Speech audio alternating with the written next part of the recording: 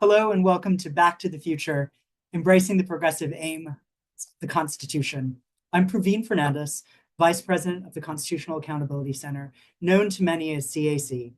CAC is a nonprofit public interest law firm and think tank dedicated to fulfilling the progressive promise of the Constitution's text and history. We believe in fidelity to the whole Constitution, not just the base document from the 1700s.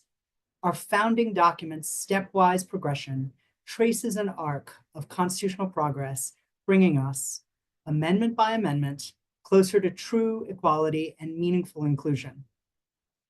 CAC is primarily known for our appellate litigation and think tank scholarship, but perhaps someday will also be known as a pipeline for rockstar scholars relatively early in their career.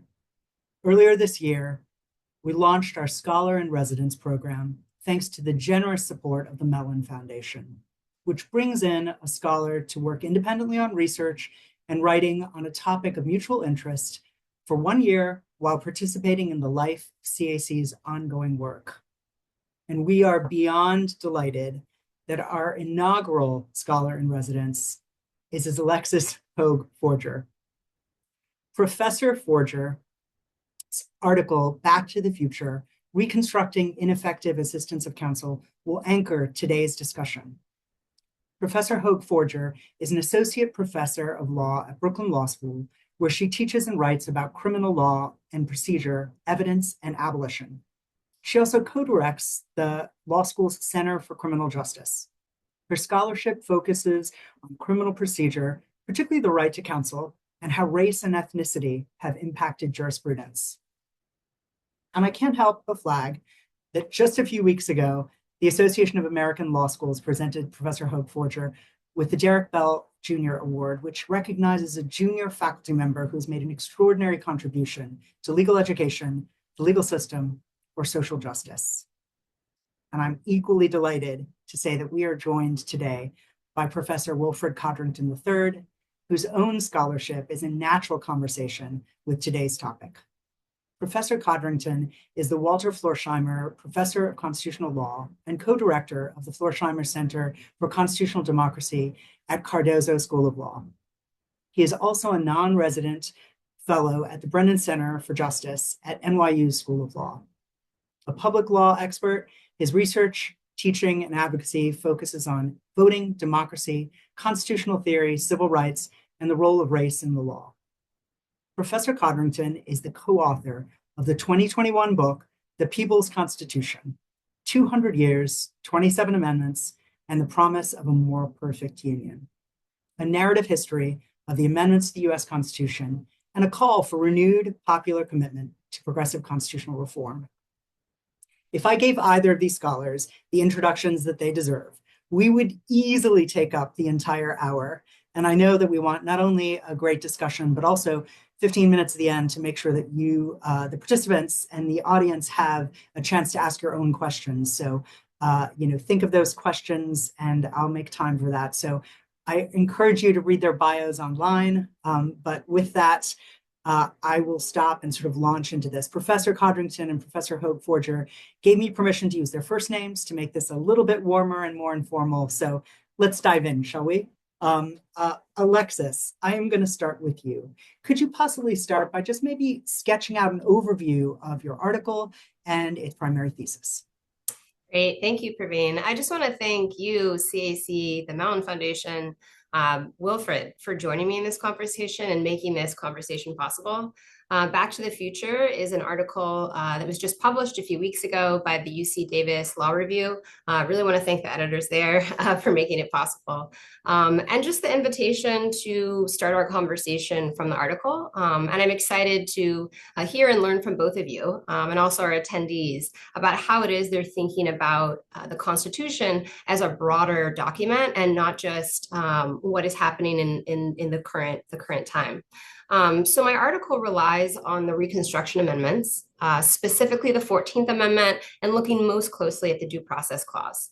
It was ratified in 1868, and I use it to provide this progressive interpretation of the Sixth Amendment right to counsel. And the Sixth Amendment was passed during the Bill of Rights. So we're looking at, over about 70 years earlier. It was ratified in 1791. And the title, even Back to the Future, which you've adopted for our talk, refers to looking back at history to then inform current constitutional interpretation. And this is part of a larger scholarly trend. I'm not the only one, engaged in this sort of thought process. Dorothy Roberts looks at the abolition constitutionalism to think about the way that law enforcement and mass incarceration operates today. William Carter at Pitt focuses quite closely on the 13th Amendment and all of the lasting impacts of slavery in contemporary society.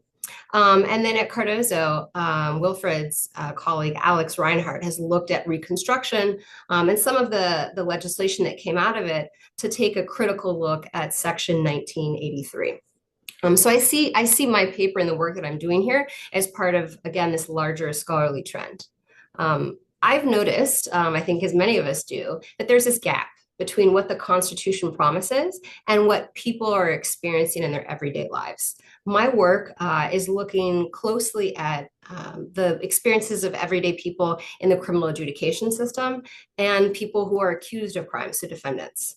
Over 80% of the people charged with crime in this country come from an under-resourced background. They qualify for appointed counsel. They're considered indigent. We have an overrepresentation of people of color in our criminal adjudication system. And so I'm looking very closely sort of marginalized groups of people. And so here I've identified in this article a broad sort of historical approach to look at contemporary constitutional interpretation. And I'm looking at the social, the political context, and in this instance of the Reconstruction Amendments, 14th Amendment, its legislative text, Congress's intent to provide a contemporary constitutional interpretation. And so I and others have argued that the Reconstruction Amendments place the rest of the Constitution, including the Bill of Rights, in this fundamentally different light. And they defined a sort of new status for Black people for the very first time, recognizing Black people as citizens, recognizing those that have been formerly enslaved as citizens. And it really impacted the rights of all Americans at this, what Eric Foner calls the second founding of our country. And so with the 14th Amendment in particular, Congress sought to recognize, again, Black people's citizenship status, extended the equal protection of the laws to Black people. And what I focus on is ensuring that Black people had access to due process before any sort of state action could take away their life, their liberty, or property. And of course, over time, the court has extended these protections to marginalized groups, so beyond just formerly enslaved, beyond Black people. And so in Back to the Future, the article, I'm applying this broad historical approach to looking at Sixth Amendment contemporary jurisprudence with the right to effective counsel. And the Sixth Amendment right to counsel is just this fundamental right. And you sort of need more than a warm body next to you at defense counsel table. You have a right to an effective lawyer. And if that doesn't happen, defendants can file a claim of ineffective assistance of counsel. Current standard is two-pronged. You show deficient performance and you show prejudice. And it's a very hard standard to meet, particularly the prejudice prong. And so I'm thinking about the Reconstruction Amendments, the 14th Amendment, this guarantee of due process. It wasn't contingent on sort of proving prejudice. It should be that showing that counsel acted deficiently, that you were denied sort of this effective representation shouldn't be contingent on proving that it would have made a difference sort of in the outcome of the case. And so I'm using this framework and looking at the spirit, the broader spirit of the 14th Amendment, of the due process rights, to offer a different experience for defendants in the ineffective assistance of counsel context. And I think this sort of broad historical approach can have impact beyond just the criminal adjudication system. And it's my hope that this contribution can start to generate ideas for people in other areas of constitutional and civil rights.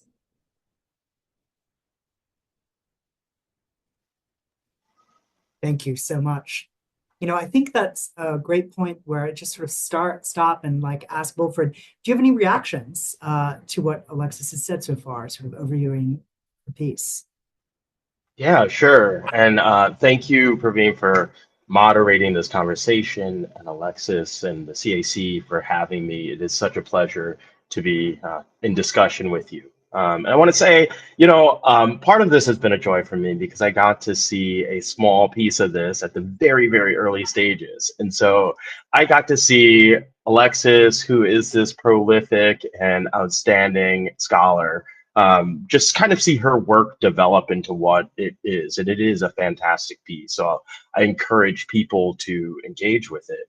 I myself am not a criminal law scholar, but this is constitutional law. These are rooted in these sets of the Bill of Rights that are just so fundamental for criminal process and justice in the criminal legal system. So I was learning throughout the whole process, right? The substantive area, which I love to do. That's the nerd in me. And there is also just the nerd in me that loved sort of engaging with this Reconstruction period, right? That is one period that I really think about critically in my own scholarship. This sort of framing era, this second framing era, right? Like we think about the founding era and like what it brought, but this was just as important, right? And it sort of brought us into at least what we can call some sort of modern or closer to a modern democracy. And so it is so important. But beyond just the sort of scholarship, the academic part, the part that kind of sort of jive with my nerdy aspect, right? I also saw this as a piece that was deeply informed by legal practice. And I think that that's really important, right? We're building on this. The aim of this here is to include everyday people, include the indigent, include those who are often forgotten in this conversation about the Constitution and the rights that it affords us, and the most needy in that regard. And so I really do, I appreciate the way that you sort of weave together those two things, both the history and how it sort of impacts us today in advancing a more just union. And I'll just say one final thing that really did resonate with me was sort of the highlighting of Black jurists in this paper, right? We haven't had many Black jurists on the Supreme Court, but we've had three, and all three are engaged in this process, at least to some extent, right? Two of whom, Justice Jackson and Justice Marshall, of course, had defended criminal defendants in their careers. And so, the fact is, as I said, like so much of constitutional scholarship and even constitutional law forgets or sort of displaces marginalized people and Black people, even in conversations where they were the focus, right? The Reconstruction was about Black people. I think it's useful to engage Black jurists and Black jurists at the highest level in this conversation. And that's not to say that their perspective is going to be representative by any means. The Supreme Court is not really representative of any of us in any regard. But it is to say that they have been thinking about these conversations and these circumstances in ways that many who have come before them have never had to. So I think that that was just, I guess, a little cherry on the top to sort of see that sort of engagement there. If I could just jump in, you named the three jurists, right? And the third, of course, is Justice Thomas, and he's even someone that I think it was a dissent to the denial of cert. Maybe you can correct me, Wilfred, on the Bracey or the Baxter versus Bracey case. It was a qualified immunity case, and he said, Section 1983, and said qualified immunity is judicially created defense. If we look at essentially the Civil Rights Act of 1871, I think known commonly as the Ku Klux Klan Act, it was specifically, and this is Justice Thomas recognizing it was meant to offer protection to Black people who were, on the receiving end of anti-Black violence. And so he's even digging up some of this history. And I know we'll probably touch on the court's current history and tradition method, but all three of them, in some ways, have highlighted and uplifted this history during this Reconstruction period to better understand what is happening currently. Yeah, and I didn't want to leave him out specifically from the conversation. I did want to note that you included him. And there are various aspects where he brings in history or has his own view of history and what it meant, including for issues related to the Second Amendment, for example, right? And what that meant for Black people during this period. So I didn't want to exclude him. I was just highlighting the fact that the other two did actually practice criminal law. And so just kind of like focusing in there. But yes, certainly he does engage with history and thinks about Reconstruction history, even if I don't always agree with it or others don't agree with it in his jurisprudence. Yeah. I mean, there's so many jumping off points here because, I mean, even as you're talking about who is doing the interpreting on the Supreme Court and what they brought into that in terms of their professional backgrounds, not only their own sort of demographic, what they brought to the court, but also their profession, that is steeped in Alexis's article talking about, this whole ineffective assistance of counsel standard and the people who first within the bar associations sort of crafted these notions of what it meant to be effectively represented. And did these individuals actually represent indigent individuals? And by and large, they did not. So beyond their demographic lack of diversity, they brought professionally a real blind spot in terms of what effective counsel was and therefore what ineffective counsel was, but within the context of representing a very different type of client than, say, indigent clients who are coming to them with criminal needs. So there are like 1,000 jumping off points, but I'm going to go back because I'm going to take moderator's privilege to go back to one thing that sort of brings both of your work together, which is to say, I take both of your work as sort of encouraging reading constitutional provisions, not as hermetically sealed, but as part of an organic, larger document. And to make the point a little bit more precisely, Alexis, your piece asks us to engage seriously with how the meaning of parts of the Sixth Amendment have to be read, in tandem with what the 14th Amendment brought to it. And it reminds me a little bit of what my colleague David Gans, who heads up our think tank, often says about like the equality conversation and the 14th Amendment and how you can't really understand what that says about sex equality or equal citizenship without following that through the amendments, namely, and particularly the 19th Amendment. And that came up even today at oral argument as people were thinking about in the Scarametti case, the Tennessee ban on trans medical care for adolescents. This grappling of what the 14th Amendment means and what the equality promise means, and not just what it meant in the 14th Amendment, but as the 14th Amendment continues this equality conversation.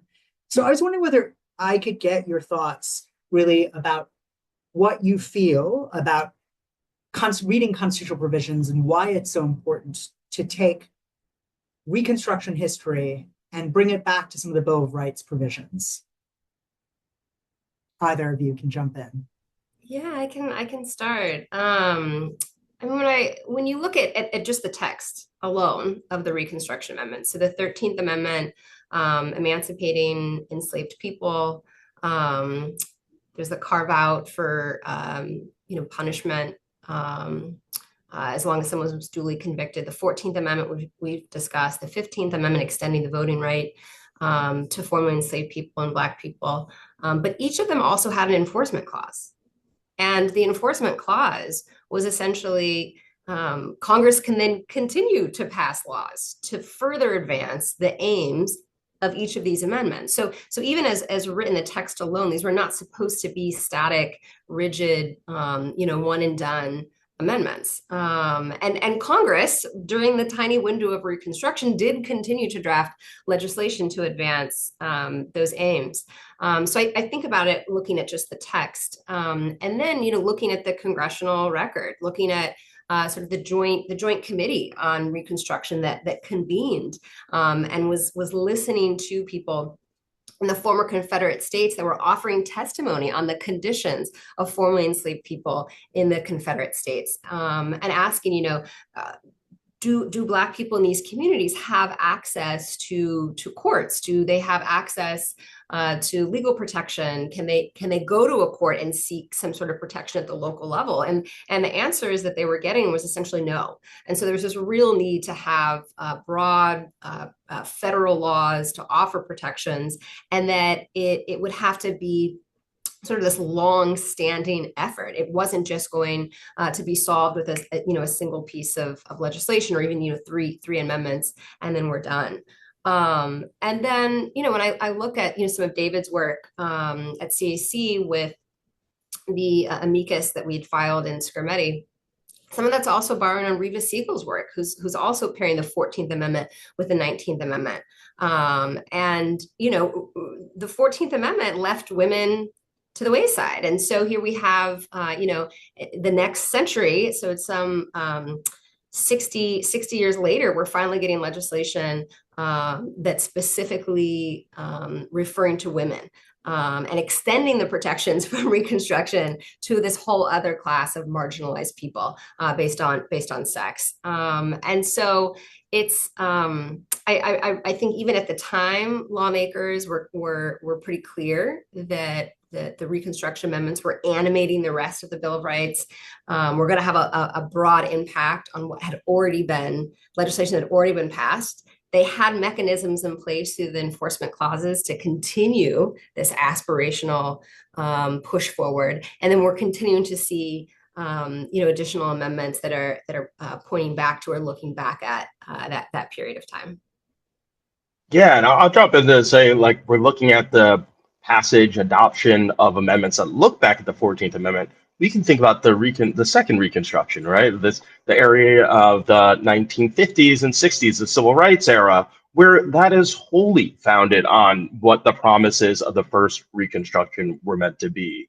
And so to even bring that point into starker relief, when we think about the 14th Amendment, there was a big discussion by the framers when they were passing the three amendments and the scope of them and what they would and would not protect. And I go to the 14th Amendment and the 15th Amendment because you can think about them as having been thought together, right? Because there's this one aspect which is about these sort of civil rights, and the other one about these political rights, which includes voting, and it's just like, which one is supposed to protect which at any point? And a lot of our modern doctrine, election law doctrine, is based on the 14th Amendment, including when we're sort of trying to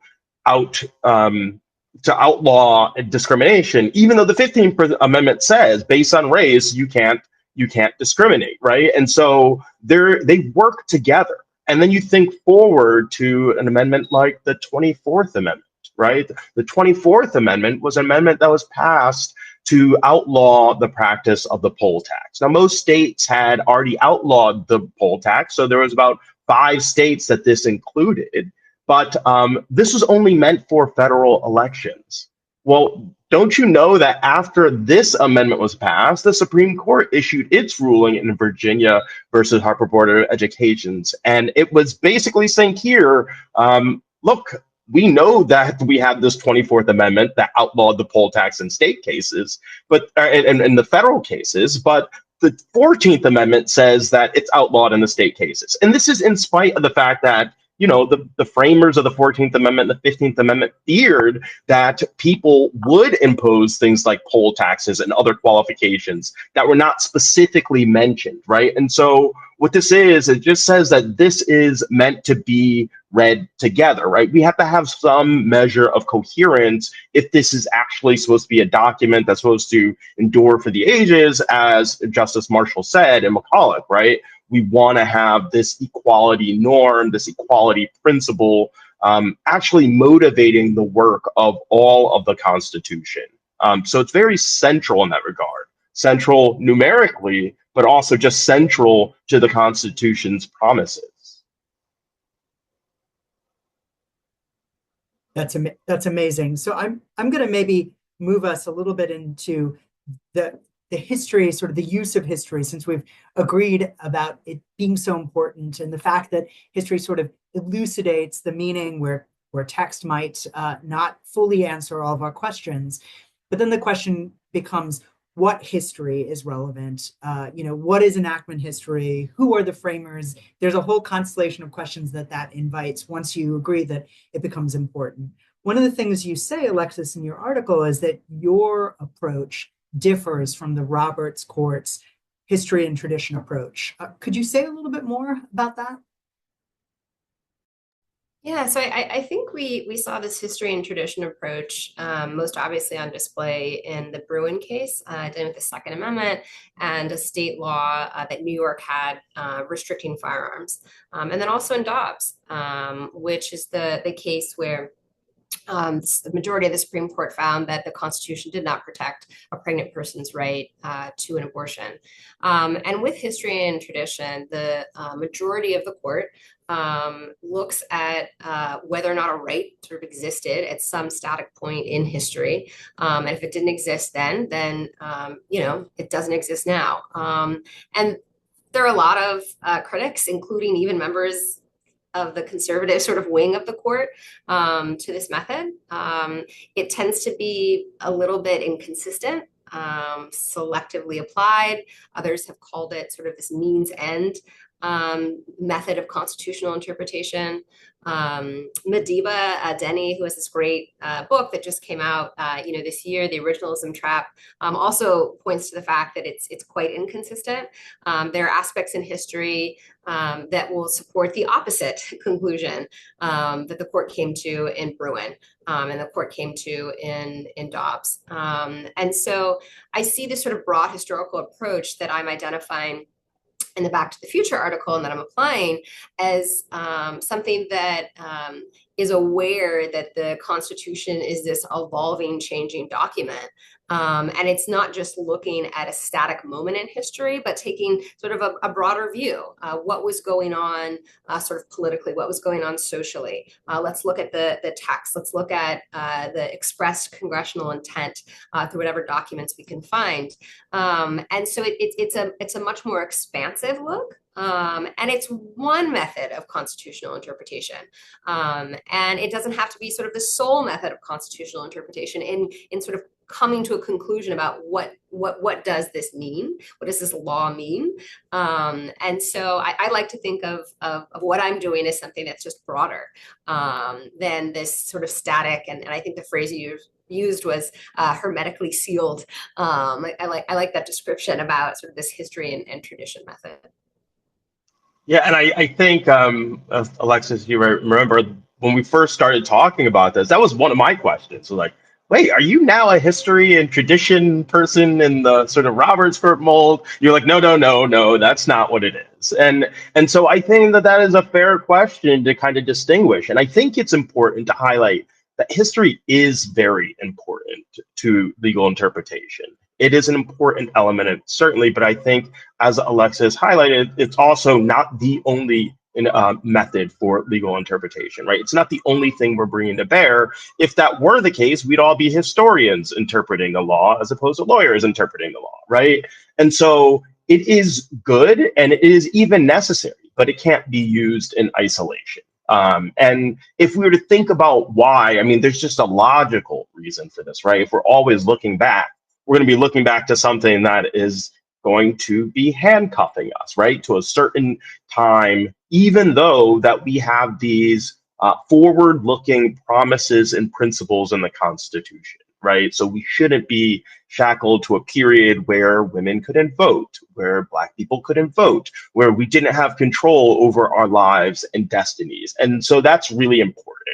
But I think, the important question about history is, how are you actually doing history, right? Are you actually looking at the entirety of history, sort of like this 360 look at it to incorporate everything that's coming in and realizing the shortcomings that exist in even academic history, right? Like there are certain people and places and events that are just not given the spotlight that they deserve in history or that they would have merited. So how are you doing history, and are you abusing it in that way? And then from there, what you do with it. And one thing that I like that you do, Alexis, is that you do engage with this sort of history look, but you also bring in other aspects that were reasonable, right? So you look to, for example, the ABA, right? They, like, historically, they were an important part of what we think about in the practice of law. Probably less so now, but they help us with sort of guidance, right? And so we think about the importance of history at a particular moment, but that sort of the ongoing nature in history, it doesn't stop, and it incorporates a lot more than we sometimes as lawyers wanting to look for like a very narrow answer or solution or point would even expect, right? So it's a broader history that incorporates a lot more. And I think in what I was doing too with this article, when I looked at the history of due process rights for Black people, for enslaved people prior to emancipation, is it wasn't clear and straightforward. There were instances where enslaved people had access to defense counsel when facing criminal charges. But looking beneath those instances, I was able to find support that enslaved people that had access to defense counsel, it was often to advance the proprietary interest of their enslaver. Because the enslaved person was more valuable, not, convicted or if it was a capital crime, then the enslaver would sort of furnish, pay for counsel, so they wouldn't lose their interest essentially in their property right. And so it's a complicated history, but if I just sort of read it on the surface and I was like, some enslaved people had access to counsel. So I don't really know what the 14th Amendment intervention to provide due process really did. But there was more to that story. And so that's what I'm thinking about in this deeper, sort of broader look at what's happening, not just at the point of ratification, but in the decades, really centuries before. What was the experience like for enslaved people, for Black people, for mixed race Black people during this long period before Reconstruction? Because there were several instances of Black people coming into contact with the criminal adjudication system. So much so that some of the laws actually designated the race of the perpetrator, the race of the victim, and it was that racial classification that would actually define whether or not conduct was even considered criminal. And so when I'm using history, and I'm not a trained historian, but I wanted a sort of a broader view. And that's what I'm hoping my contribution provides, is that it's not just a single point in history, but to get this bigger sort of contextual picture of why it is that there is this intervention with the 14th Amendment in particular with due process as it relates to the criminal adjudication system. It occurs to me that we can disaggregate like history and tradition. I think that there are people in some weird way, and just sort of say, rather than saying history and tradition, there is a way in which you can say it is useful when we have broad terms like equal protection, et cetera, that a deep dive into the enactment history, the circumstances in which that language was forged and adopted is useful. And, we can cast a broader net about who were the framers. We can look not just at the people who were members of Congress at the time, but thinkers like Frederick Douglass, et cetera, expanding who the framers of the Reconstruction amendments were. And so that's all great. And I think you can be rah-rah that and still be a little skeptical of tradition, which is maybe a little bit different. And perhaps I'm being too clever by half in making that distinction. But to me, tradition before that, one could be uncomfortable with making some sort of blind appeal to tradition. And I think there are people who say, if you're looking at restrictions on any right, whether it's reproductive freedom, et cetera, prior to the Reconstruction amendments, there's a question, even before you get to whether that history is good history and whether it's junk, or whether the folks who are looking at these state restrictions were really looking at other things like quickening, et cetera. Even before you get to that, I think there's a broader question of saying, well, but why were prior restrictions useful or meaningful when we're understanding the Reconstruction amendments, which were never about freezing in place the status quo? In fact, quite to the contrary. We're about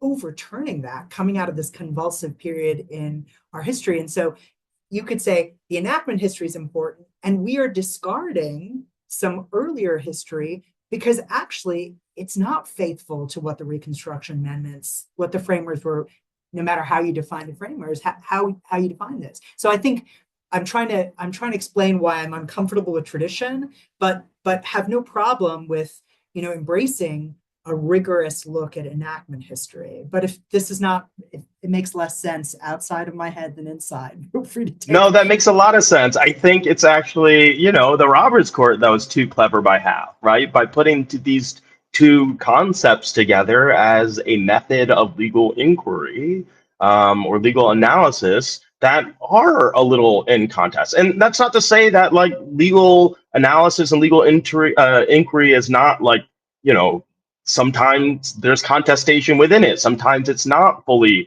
right. But it seems to me that this, what you're saying is correct, right? The traditions that we've had are kind of what we're trying to shed in this sort of new moment of history, right? Like that's what we're doing in constitution making here. We're saying something was wrong.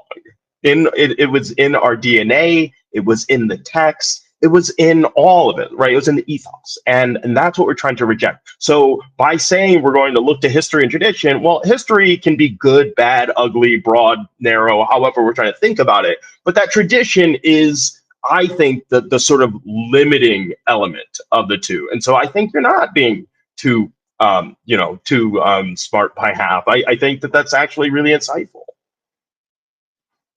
I think also, there are members of the court, even the conservative current Roberts Court, who like paused at some of the uses of history and sort of asked, well, why is this relevant? Why does this shed light? And I'm thinking here of Vidal v. Elster and, Justice Barrett taking issue in a concurrence with how Justice Thomas used post-enactment history. And so the issue is like, okay, you have a history, but like the why needs to be explained. Like, why does this shed light on this provision? Why does this thing that happened 40 or 50 years later actually, why is that meaningful in how we understand this provision?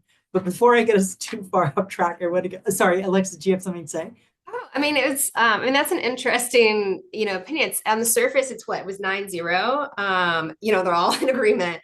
And then you had Justice Barrett like carve out, and was quite pointed to the fact that Justice Thomas's use of history, I think, was wrong twice over. So it was, not only was his use of history wrong, the way that he interpreted history was wrong, but it was also that he solely relied on history.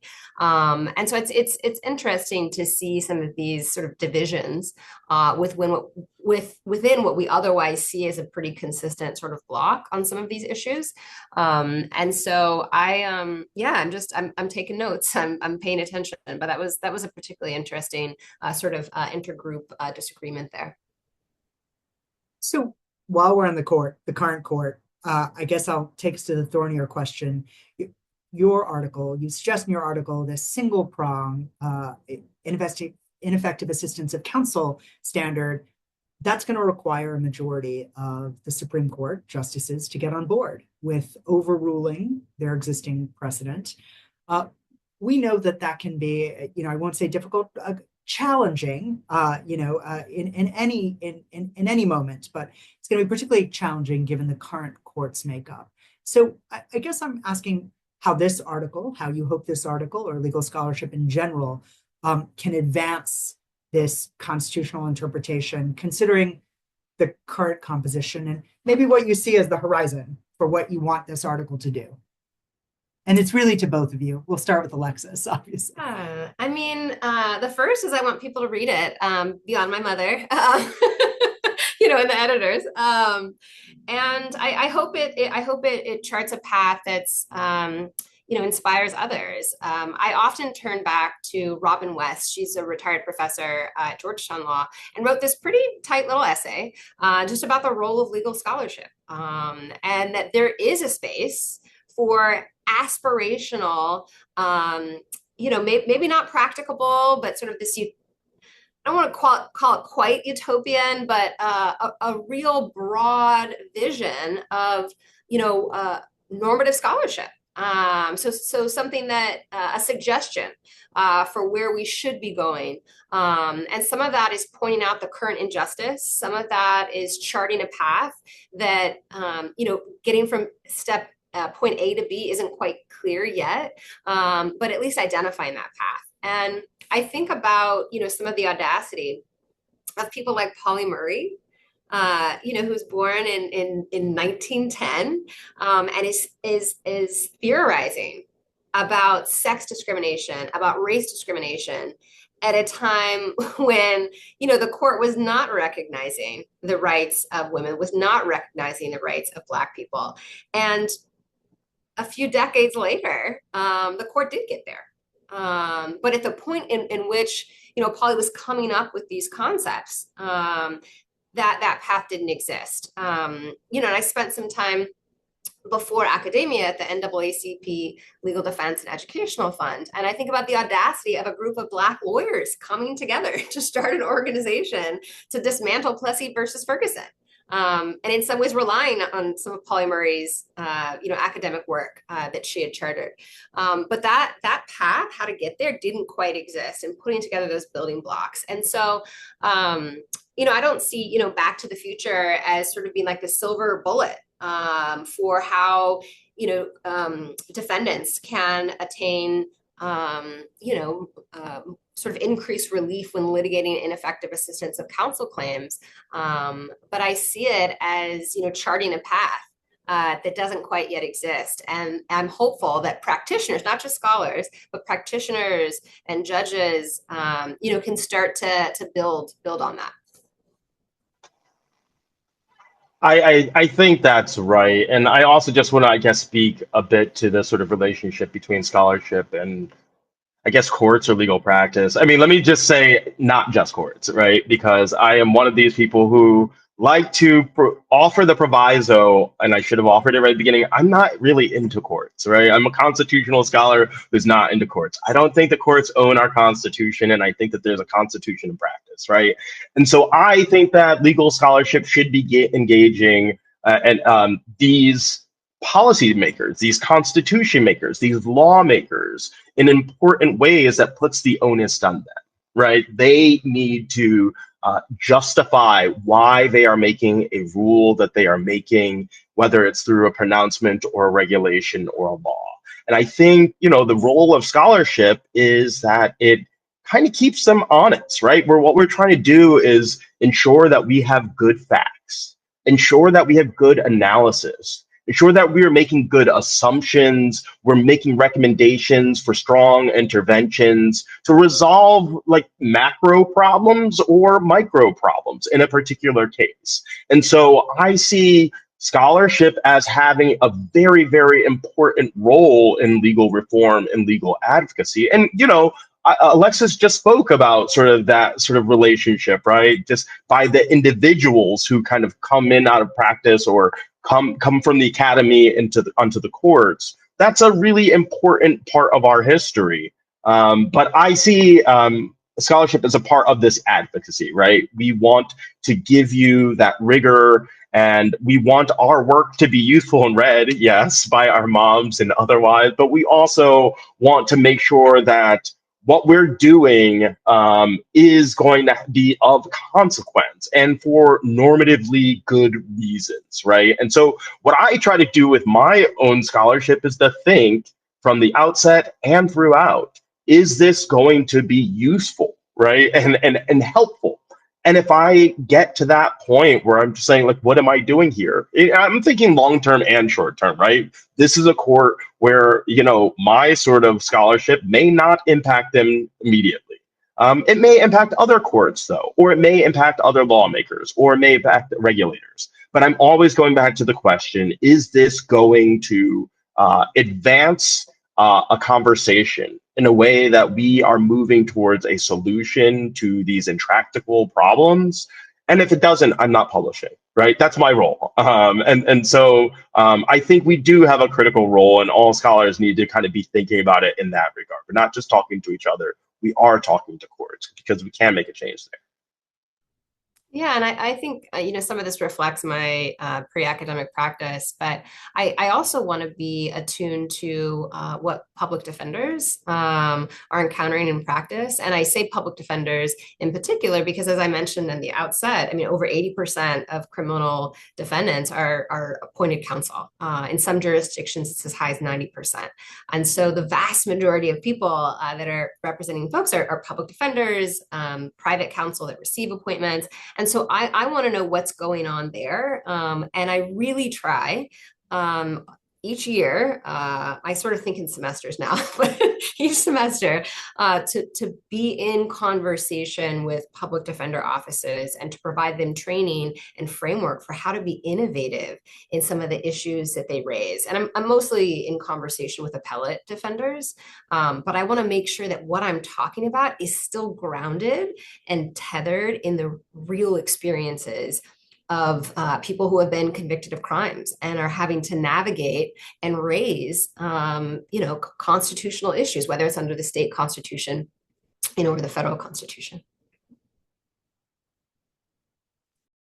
You've given me the best segue ever, because we've been talking about other sources of law, and Wilfred rightly said when we talk about the Constitution, sometimes we privilege the courts as sort of sources of constitutional meaning. And certainly, like, that's the default often in these conversations. And he rightly said, well, there's a way in which there are so many shapers of constitutional meaning that we're not talking about. And that's right. But it occurs to me that also we primarily talk about the federal courts and the federal constitution at a time when people are shifting a little bit to think about, like, what do state constitutions say? What are state constitutional provisions that have similar aspects to, say, the Declaration of Independence? How can we use those as sort of like to get ahead? I'm curious about what you think your work means for advocates who are using state constitutions to advance interests, whether it's ineffective assistance of counsel, or Wilfred, I know you said that that's not your primary interest, so you can certainly talk about something else. I'm curious about what you, Alexis, see your implications are for state constitutional work. And Wilfred, and any issue, please. Yeah, towards I think it's part 4, the last part of this article, I talk about the fact that it's not so much of an outlier to think about a single prong ineffective assistance of counsel standard, or one that diminishes sort of the role of prejudice, which is the second prong, in the current standard. Because some states, Hawaii in particular, has a much more defendant-friendly sort of standard way of adjudicating ineffective assistance of counsel claims under Hawaii's constitution. And Hawaii's high court, in distinguishing itself from SCOTUS, distinguishing itself from the Sixth Amendment, recognizes that their state constitution is more protective. And so my writing and, where I come up with sort of these ideas of how standards before SCOTUS should be changed are very much informed by what's going on, in the states. I'm working on another Sixth Amendment, starting to think about working on another Sixth Amendment piece that's looking at the right to conflict-free counsel. So when a defendant is appointed counsel, receives a public defender, and that public defender represents their co-defendant, that's a classic sort of conflict of interest. But Massachusetts, the Commonwealth, their Supreme Judicial Court recognized that there could be a conflict between a defendant's interest and their lawyer own sort of personal interest. And in this case, it was a lawyer who expressed anti-Black bias and Islamophobia, and the client happened to be a Black Muslim man. And so the court there said, there's not 2 different showings that this defendant has to prove, that there was a conflict and that conflict adversely affected representation. In Massachusetts, the right to counsel is so fundamental and so great that just that conflict based on counsel's own bias was enough. So the defendant didn't have to make another showing. And so that's a departure from what SCOTUS, or where SCOTUS is now. And so I'm trying to think, creatively, dynamically about what could be possible in federal courts based on what's happening in the state courts. So I find that it's I'm constantly looking to state courts to get inspired by what they're doing. And I think, SCOTUS, federal courts also do take stock of state courts. And in the criminal context, some of the largest gains in sort of capital punishment was when, the Supreme Court recognized that the Eighth Amendment prohibits the execution of people with intellectual disability. And that was Atkins versus Virginia, 2002. The court took stock of all of the states, and it was about half of the states had no longer allowed execution for people with intellectual disability. And so then the SCOTUS says, okay, this is where we should be moving.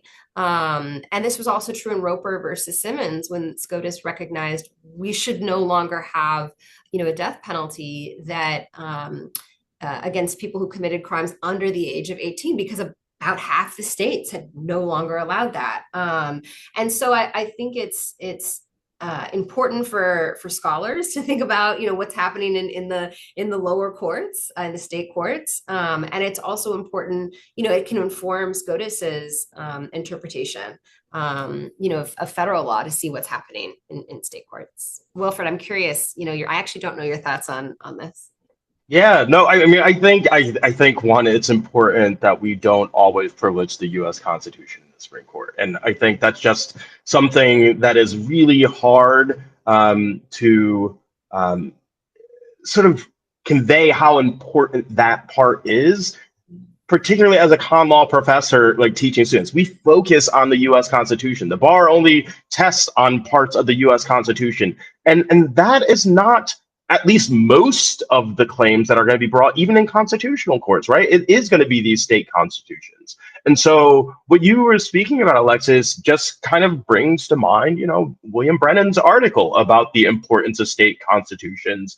I think it was in the 70s when he came out with this article that was just so important. And it was coming from someone who had sat on a state Supreme Court, right? So not just somebody who was just like, oh, well, federal courts aren't working, but somebody who actually had experience sitting on a high court of a state and showing that they can do things sometimes that the federal court won't do. And in doing those things, they can inform what the federal courts will do.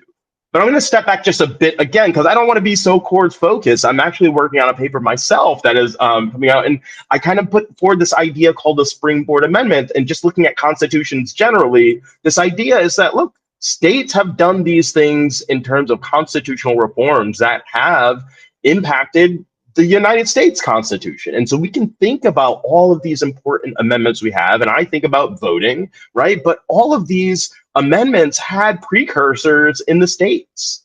And so what you get from that is you get this sort of percolation that happens, right? You get to see how it works out in practice. And then we have like federal lawmakers that can say, hey, this is kind of the way things are going. This works better than what we have right now. It fills a gap or a void. It makes us more equal or more just as a country. Let's do that, right? So when we think about non-discrimination, well, that existed in state constitutions first. When we think about even things beyond elections, like think about like abolition, right? States had done that well before. And so we do, and we should look at the states. Now, that's not to say that they're going to be authoritative. We can also see the inverse of this. And so I have a section in my paper talking about springing back, right? Like we can also look at states who try to go below a certain ground. And that's sort of what the sort of quiet acquiescence of the Supreme Court or the federal government too. Think about in the redemption era, right? But I do think that it is important to look at states, state courts, state constitutions, state constitutional institutions to help guide our own views of what we could be and what we should be as a country. It's so funny because I think this ties back to a point Alexis made earlier about how the law's promises actually operate in people's lives. And I think in addition to all of the institutions that you're talking about, non-federal institutions, state institutions, et cetera, there are even like bands of activists and movements who've used other levers of power.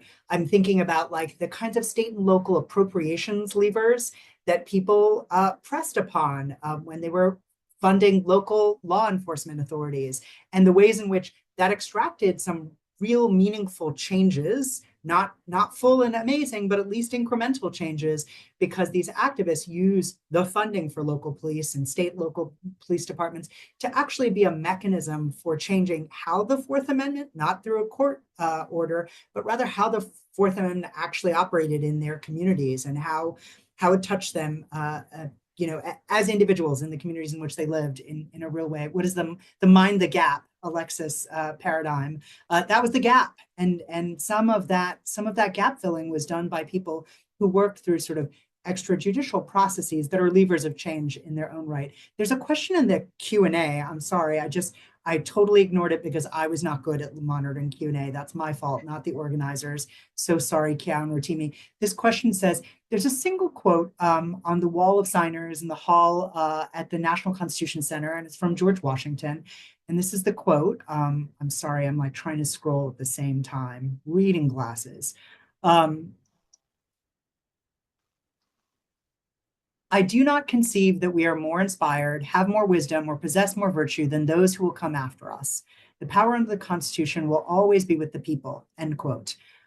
What do you think George Washington would say to the originalists who want constitutional interpretation to rely foundationally on the wisdom of the people from as long as nearly 250 years ago?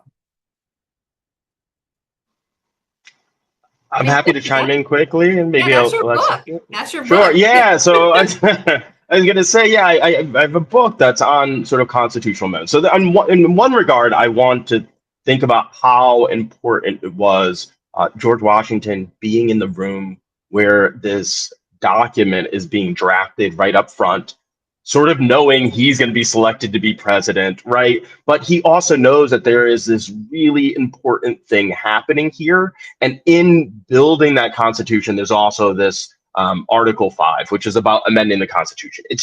We have an amendment procedure, and this is uniquely American for written constitutionalism, right?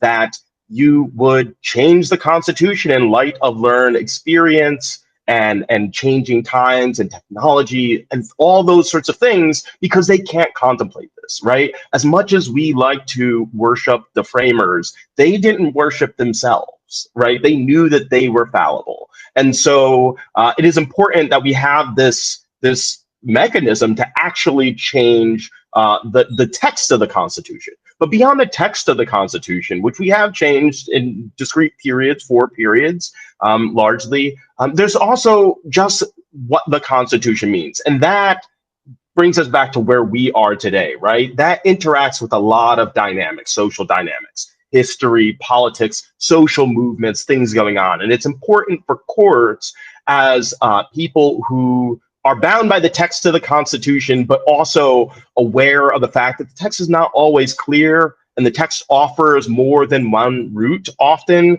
to think about all those dynamics that were at play at the time of the framing and that continue to go on, because history is not a static thing. It continues, right? And so George Washington was very wise to this. There are things that he did wrong too. He knows this as well. But that was a profound statement to say, hey, we can't anticipate everything that's going to come ahead of us. And this is for the people. This is the promise of a continuing, enduring union. And so we have to kind of work with that. The Constitution is not going to resolve these things itself. We have to resolve them through the Constitution, using it instrumentally. Thank you. Alexis, do you want to take this last question before I close us out? It's in the little chat. Did you see that? Otherwise, I'll read it out. Yeah, reading would be helpful. Yeah, that's fine. Question: in his Poe versus Ullman dissent, Justice Harlan emphasized the importance of the traditions from which history developed, as well as the traditions from which it broke, concluding that tradition is a living thing. How do you see change this understanding of tradition fitting into oh, you know what? I cannot read it in the little chat because it's too thin. How do you see change, this understanding of tradition, fitting into a progressive interpretation of the Constitution? Specifically, how could one implement Harlan's living tradition approach into modern jurisprudence? Yeah, I mean, I think it embraces this idea that the Constitution is meant to evolve with the people. And, when I think about how the first Constitution originated, it was in a time of great conflict. right? We're breaking away from a colonial power.